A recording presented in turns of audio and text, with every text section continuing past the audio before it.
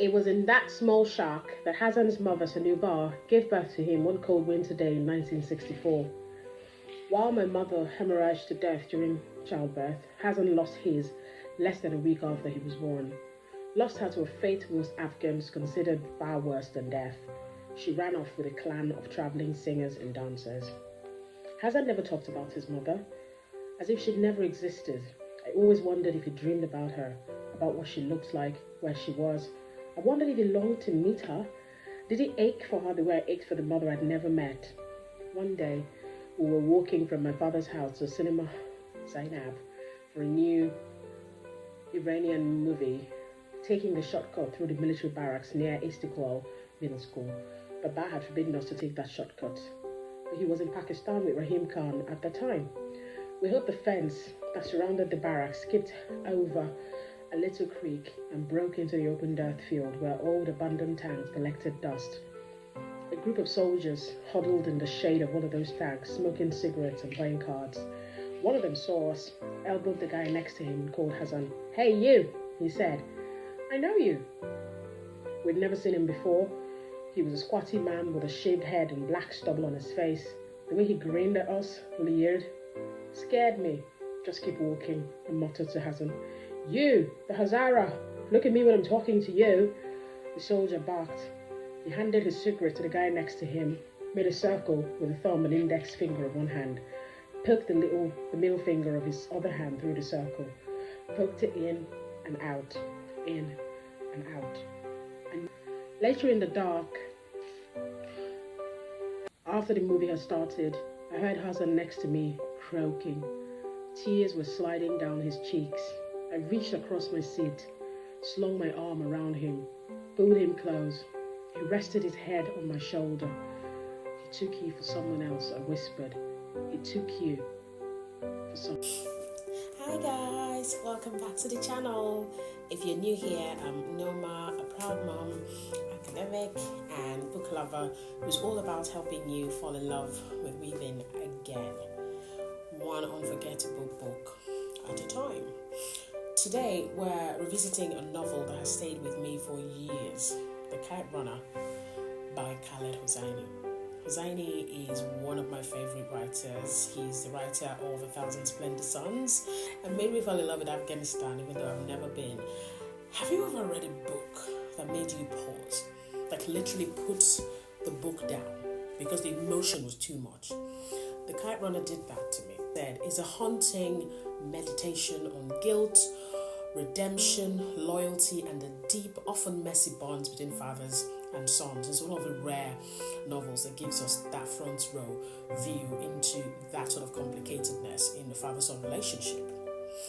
Set against the backdrop of a change in Afghanistan, from the fall of the monarchy to the rise of the Taliban, The Kite Runner tells the story of Amir, a privileged boy from Kabul, and his complicated relationship with Hassan, the son of his father's servant.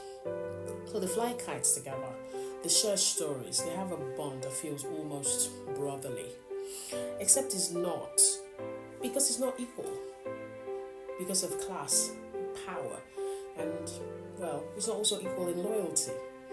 So one winter day, Amir wins a kite fighting tournament, and Hassan, his loyal friend, runs to fetch the last fallen kite. But what happens next will change everything. Amir witnesses Hassan being assaulted by a group of local bullies, and he does nothing. He freezes. He hides. From that moment, guilt becomes a shadow Amir cannot escape. He pushes Hassan away, even frames him for theft just to rid himself of the constant reminder of his own cowardice. When we first meet Amir in the future, he and his father flee to America as the Soviet invasion takes hold. He grows up, becomes a writer, marries. But that guilt, it never leaves him. And years later, and he gets a call from an old friend, there is a way to be good again. Amir is thrust back into a war-torn Afghanistan, seeking redemption for the sins of his childhood. It's a bit dramatic at this point, but it's about the power of trauma, of guilt. So let's talk about Amir. He's not your typical hero. He's deeply flawed, selfish, at times painfully weak. But that's what makes him real. I wanted to shake him, to scream, just do the right thing, But I also understood him. He's a child born into privilege, didn't ask for it, desperate for his father's approval, navigating a country where class and ethnicity decide your worth. His guilt becomes the engine of his transformation. And that journey, it's heartbreaking, but it's honest. So, and then there's Hassan, sweet, sweet, loyal, brave Hassan. For you, 1,000 times over. That one line, tattooed on my soul. This is how I fell in love with Hosseini. Hassan is a moral compass of the novel. He's poor. He's Hazara, an ethnic minority looked down on by the Pashtuns like Amir. But he's also unshakably kind. He represents everything Amir isn't, and that contrast is the emotional core of the book. Baba, Amir's father, is another layered character, a man of principles who's hiding his own secrets. He's larger than life, yet you feel his loneliness. It's very tangible, His pride, his contradictions, the father-son tension between Baba and Amir is so palpable, especially when Amir is just aching for love, for approval. And he has to perform that kind of son that the man wants. And later when we meet Sorab, Hassan's son, your heart just breaks all over again. He's a living reminder of that past, of the chance for Amir to finally do right. Oh, the trauma in this novel. It's breathing and living. At the heart of this novel is redemption, I think. The idea that even after betrayal, even after silence in the face of injustice, there might still be a way back, no matter how long it's been, no matter how long it's taken, that one can be broken and still reach and find wholeness. But it's also about memory and about how childhood follows us, shapes us, and sometimes haunts us for our entire life. The kites in the story, they're more than just games. They're symbols, I think, emblematic of freedom, of triumph, of guilt. And can we talk about identity? Amir's struggle with being Afghan, then being Afghan American, the way he tries to shed the past but finds himself forever tethered to it. Hosseini writes about immigration, about war, about the quiet devastations of being torn between two worlds, two identities so intimately, and I understand that as an immigrant myself. It's something that you need to live to understand, right?